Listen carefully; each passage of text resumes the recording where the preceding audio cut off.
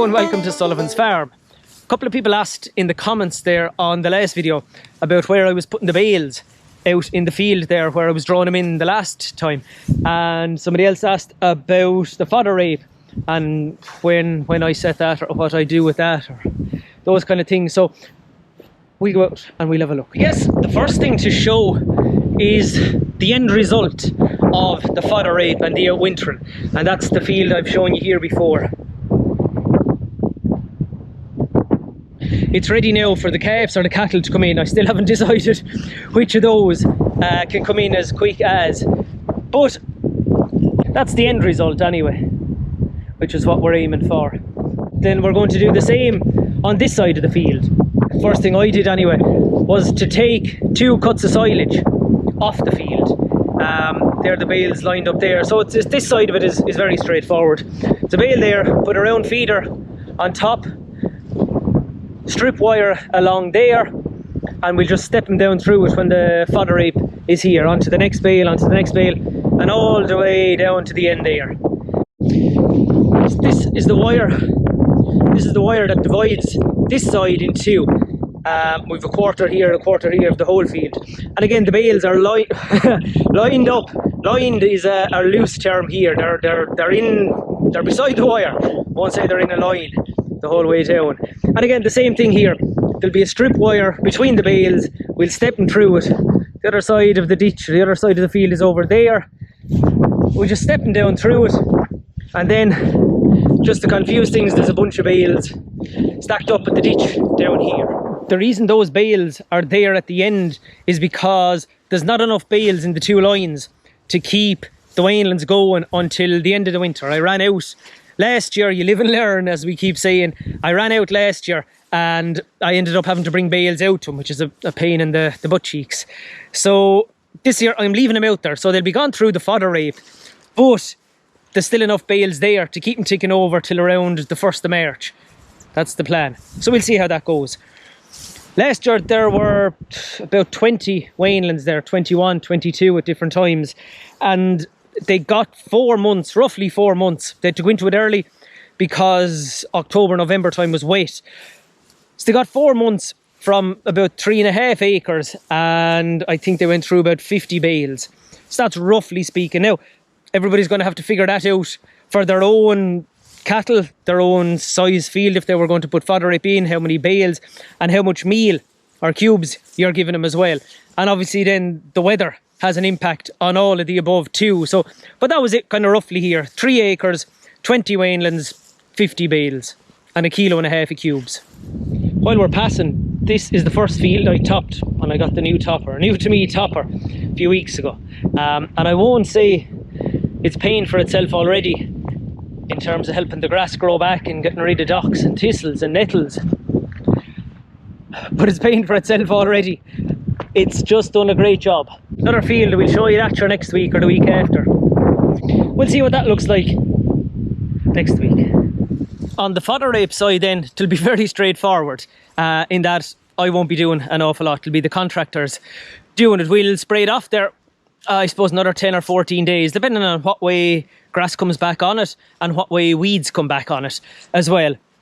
I think we'll wait, it's another 10 or 14 days after that. It's all 10 or 14 days.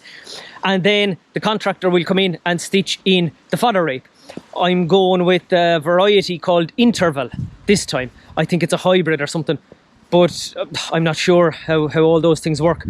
What I do know is that we'll be setting about, I think it's nearly 4 or 5 kgs to the acre. The recommendation I think is about 3 or 3.5 when you're stitching it in, but the bags come in 5 kgs, so there's no point in buying 2 and trying to stretch it when we need 12 or 13. So I'll buy 3 bags, and then the 15 kgs will go on the 3.5 acres. So that's that side of it anyway. The fertilizer then is going to be a bit of a compromise, because you're supposed to spread 18-6-12 or even 10-10-20 on the fodder rape, and about 3 bags to the acre. That'd mean 10 bags up there. You have to buy 2 ton, like there's 2 ton on a pallet now, so that's 40 bags. Nobody's splitting bags anymore, so I'd have 30 bags left over, which isn't really the situation I want to be in, trying to store that over the winter. And I'm not going to start spreading what's left over on the grazing ground, just because it's there, just to use it up. It's too expensive for that carry on. The other side of that equation though is that I'd like to throw out a bit of nitrogen on the rest of the grazing ground in the next couple of weeks, just to give them a bit of a boost, to help build up grass for the autumn before the weather starts to get cold again. So what do you do?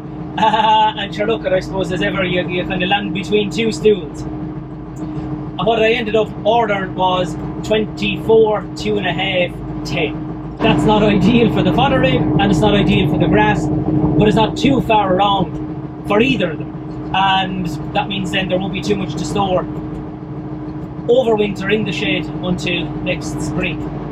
I was just down feeding the calves and having a look at the cattle out here in the far off knock. You can see them in the distance. I topped this earlier. It's kind of nice to see it will become a field and paddocks again in the next while. It'll take a bit more topping and minding it, but tidying up this side of things, but as well, there's a bit of that everywhere. But it's nice, again, you get to see a little bit of progress. I'm not going to reseed it. As I was reading there just over the weekend or last week, that this old permanent pasture is a form of multi-species sward, so I'm not going to spray it all off, kill everything in it, and then reseed the ground.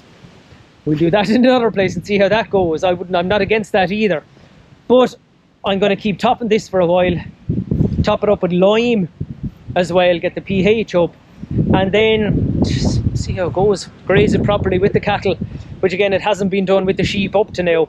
Cattle are doing a great job on it. Fence it properly, and we'll see how it goes. Right, we've an executive decision taken. We're going to put the calves on the reseeded ground. I wasn't going to, but you have to make these decisions on the fly sometimes.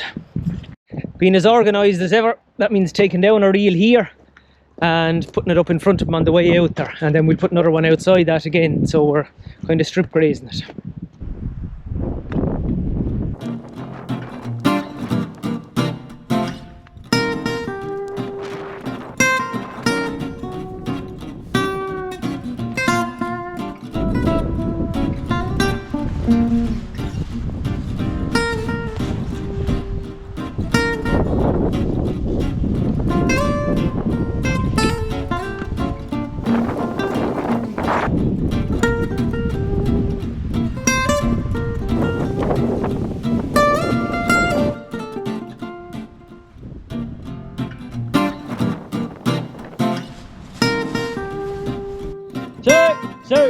So.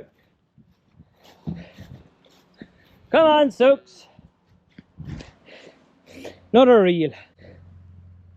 This one has seen better days. Last minute decision, just for a change. And we have the calves up here now grazing the new reseeded ground.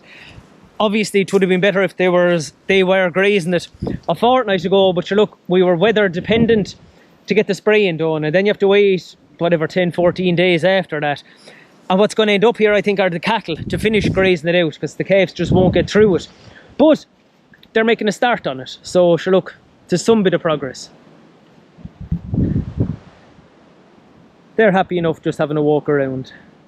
And then, just so that they're not cutting it all up and it's only just reseeded, I am going to put the trucks out here on the other side of the wire, where we'll be spraying this off ahead of setting the fodder rate.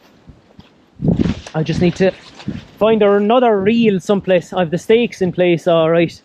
We'll offer them some straw as well, just in case there's too much power or too much newness in there, too much protein in the new grass as well, so the bit of fibre will hopefully keep their stomachs right. That's it for this video then. Thanks a million for watching. If you have any ideas about the fodder rape or the topping or the bales where they are outside now, throw them into the comments below. Or if you have any questions, do you think for some reason I might know the answer, throw them into the comment section below as well. So look, we'll talk to you soon. Good luck.